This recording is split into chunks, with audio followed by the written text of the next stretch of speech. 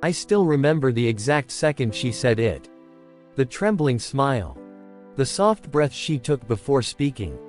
The way her eyes glistened, not with fear or confusion, but with excitement. "We're having a baby," she whispered. My whole world stopped. Everything I had ever wanted, was suddenly in my hands. A family.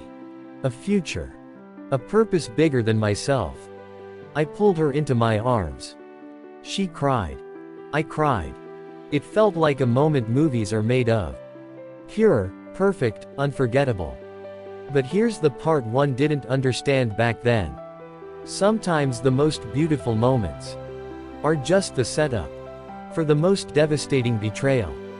Because behind that trembling smile, behind those watery eyes, there was a truth she wasn't telling me. A truth that would ruin everything. For the first 2 weeks, I was floating, buying books, researching cribs, dreaming of names, just happy. Then the cracks started appearing. She became distant, cold, easily irritated. When I'd try to talk about the baby, she'd shut down. "Not now. I'm tired. Let's talk later." But later never came. Her phone was glued to her hand. She'd turn away when notifications popped up. She'd go for walks at odd hours. She'd come home smelling like a place I didn't recognize. But I kept telling myself, she's pregnant, hormones, stress, it's normal. I didn't want to question anything. She was the mother of my future child. I had no idea. I was being played like a fool. The first doctor appointment was scheduled for a Tuesday morning. I took the day off work. I didn't tell her. I wanted to surprise her. But when I woke up, the apartment was empty. I called her. No answer. I texted her. No reply. I waited 3 hours. Then she finally sent. Appointment went fine. Just a routine check. Didn't want to wake you. Didn't want to wake me. For our first ultrasound. The first moment I'd ever see my child. My heart dropped into my stomach. I called the clinic. "Hi, I'm calling to confirm the appointment for my wife." The receptionist checked. "There's no record of an appointment today," she said. Everything inside me froze. Burned. Collapsed. Why would she lie? Why wouldn't she want me there? Unless the baby wasn't mine. That night, she fell asleep early. For the first time in weeks. She wasn't guarding her phone. As she slept, her phone buzzed from a message preview. Did he suspect anything today? My blood ran cold. My hands shook uncontrollably. Another message arrived. "You told him you went alone, right? He can't know."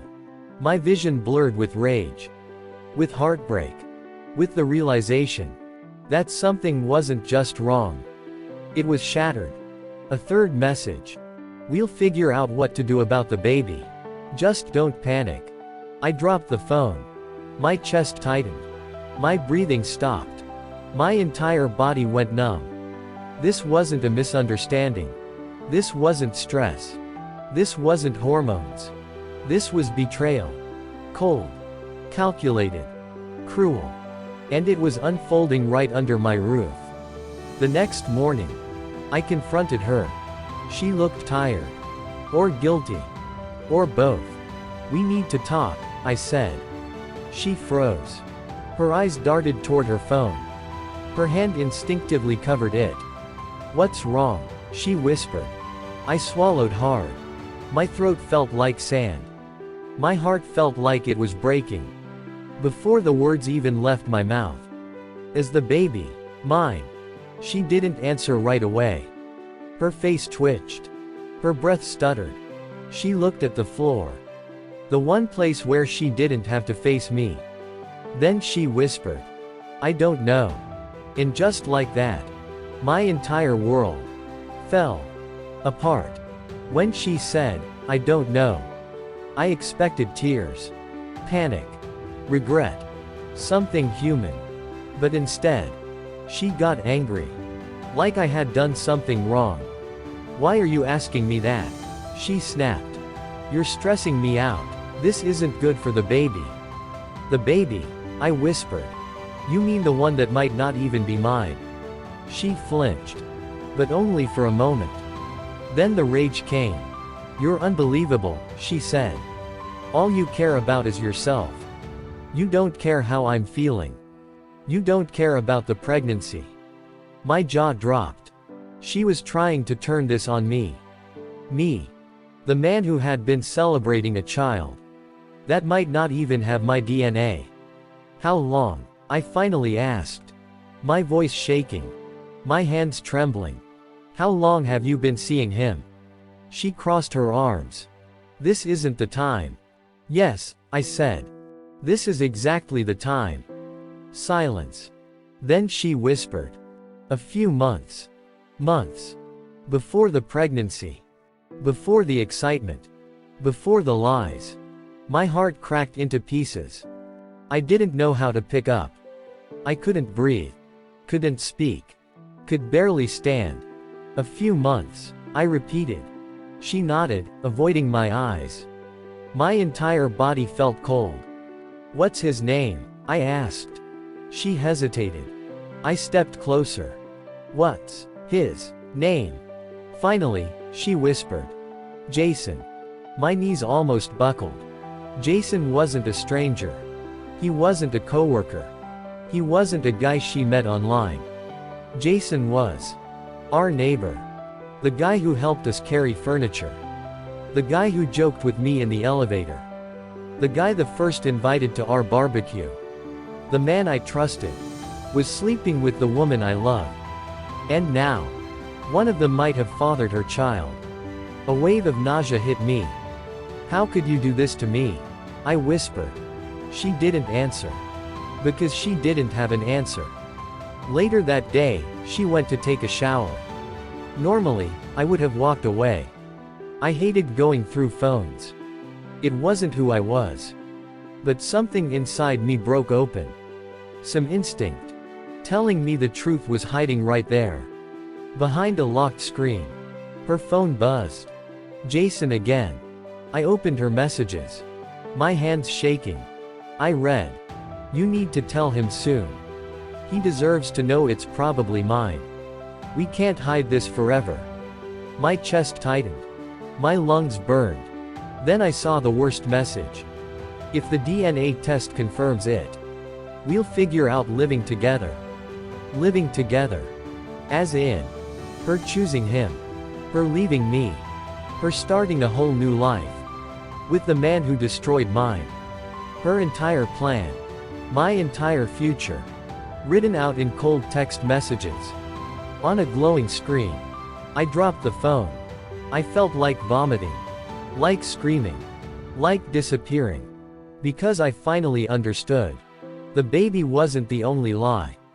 Our entire relationship had become a lie. That night, I didn't sleep. I sat on the edge of the bed. Staring at the wall. Listening to her breathe in the dark. Every inhale felt like a knife. Every exhale felt like betrayal. Around 3 a.m. she woke up. What are you doing? She murmured. I didn't answer. She sat up beside me. I know this is hard, she whispered. Hard. Hard. She had no idea what hard was. Why didn't you tell me? I finally whispered. Because I didn't want to lose you, she said. The sentence hit me like a slap. So you lied. So you hid everything. So you let me think I was going to be a father. So you let me dream. So you let me get excited for a child. That might not even be mine. Tears filled her eyes. I'm sorry. No, I said softly. You're sorry you got caught. Silence. Painful. Long. Suffocating. Then she whispered. We'll figure this out. But my heart was already answering. No, we won't. The next morning, I scheduled a DNA test. Not in anger. In survival. She resisted at first. Said it wasn't necessary. Said I was overreacting. But I stood firm. This is happening, I said. The clinic required both of us to be present. A blood sample. A signature. A truth that couldn't be avoided. When we walked in, my hands were freezing. Hers were shaking. The nurse looked at us like she already knew what people like us were there for. She handed me a form. Put the potential fathers' names. Plural. Names. I stared at the blank lines.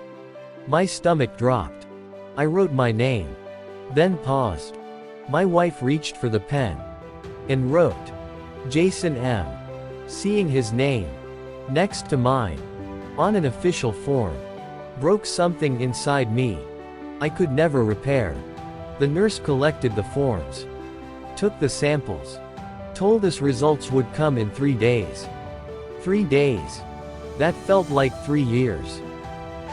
If this story hits you, you can support the channel with a quick hype. 3 days. That decided the rest of my life. And during those 3 days, she slept on the couch. Not because I told her to, but because she knew, deep down, that the man she betrayed might not be the father of the child she carried. Those 3 days weren't days. They were prison sentences. We barely spoke. We barely looked at each other. The air in our home was thick, like walking through smoke. On the second day, I caught her crying quietly in the kitchen. Her shoulders shaking. Her hands covering her face. But I didn't comfort her. I couldn't. Because for the first time in our entire relationship, I didn't recognize the woman I married. She kept whispering, "I'm scared, I'm scared." And all I could think was, "You created this fear." I slept in the bedroom. She slept on the couch.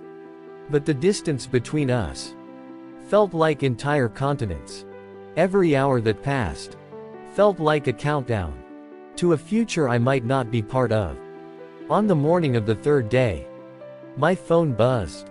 "Your DNA results are ready." I froze. My stomach twisted. My heart slammed against my ribs. She looked at me from the couch. Eyes red. Face pale. Breathing shallow. "Do you want me to check it with you?" she whispered. I didn't answer. I walked into the bedroom and closed the door behind me. My hands were shaking so hard I could barely type my password. I opened the email. There was a link. A login page. A big blue button that said, "View results." I tapped it. And then, my whole body went cold. Because before the results even loaded, there was a message saying, "Results are incomplete, second alleged father sample required." I blinked. What? I scrolled. The lab wrote, "Jason M. has not submitted his sample. Cannot determine paternity until all required DNA is provided." My blood pressure spiked. He didn't go. He didn't show up. He didn't take responsibility. He didn't care. And she didn't tell me. She knew. She knew he didn't go. She knew the results would be incomplete.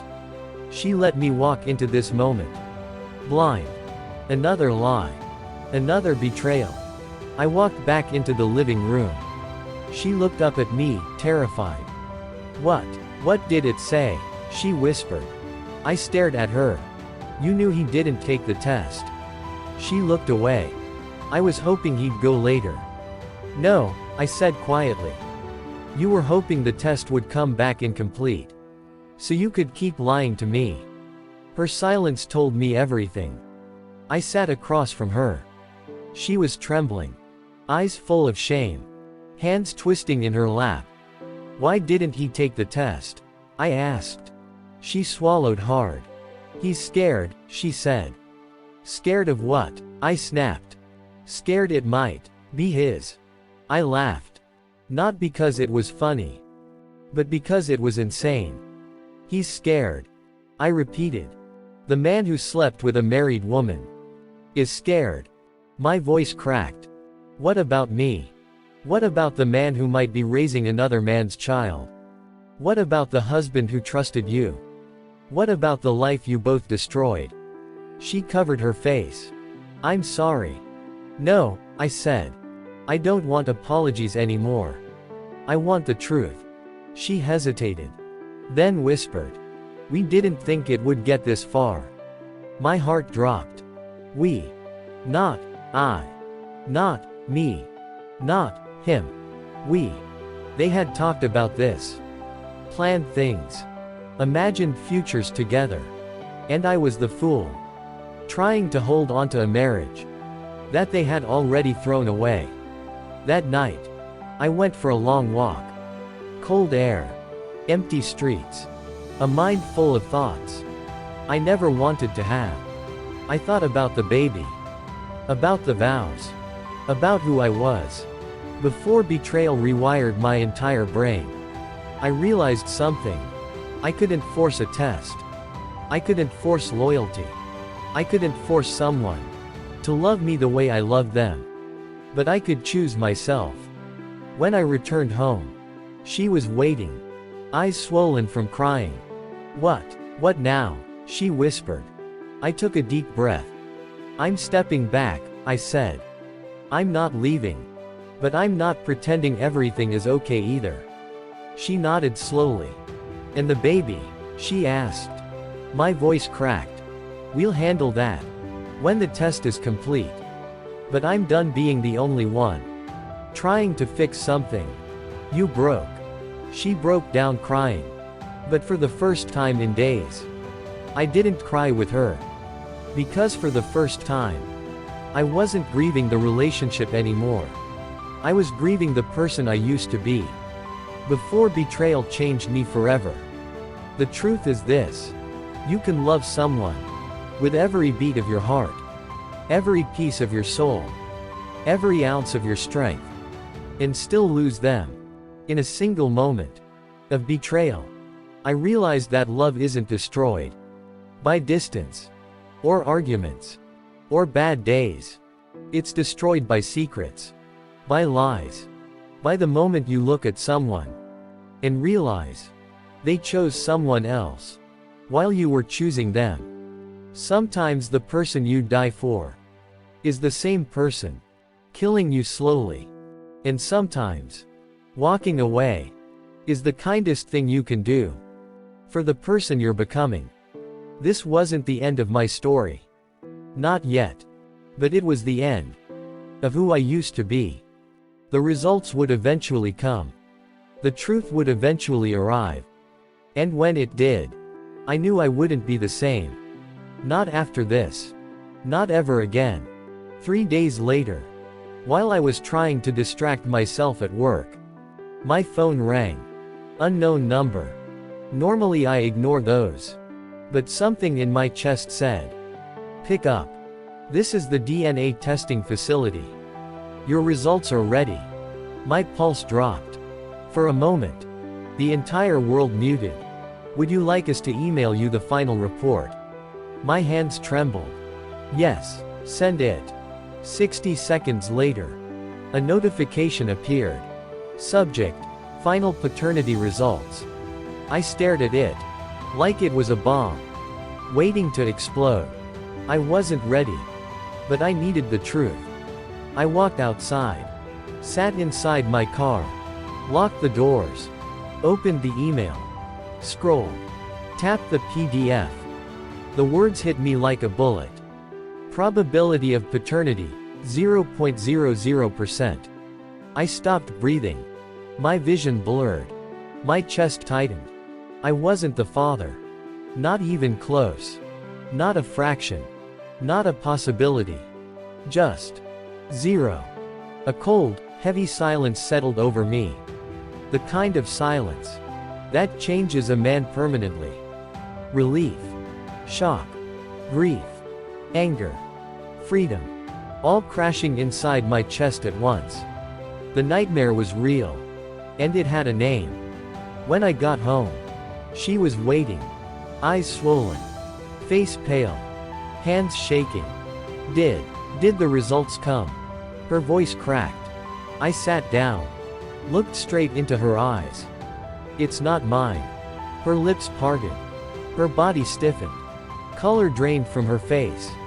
Like she was collapsing from the inside. Are you sure? She whispered. 0%, I said quietly. 0. Her knees gave out. She fell to the floor. Crying uncontrollably. Hands wrapped protectively around her stomach. I ruined everything. I ruined everything. For the first time. I didn't cry with her. Didn't comfort her. There was only emptiness. Because this time, she wasn't losing me. She had already lost the man who believed her. I packed my bags slowly. Silently. She ran to me. Grabbed me from behind. Crying into my back. Please. Don't leave me. I'll raise the baby alone. I'll do anything. Just don't go. Her voice was shaking so hard. It barely sounded human. I gently removed her hands. I loved you, I said. More than you ever understood. But you ended this marriage. The moment you chose someone else.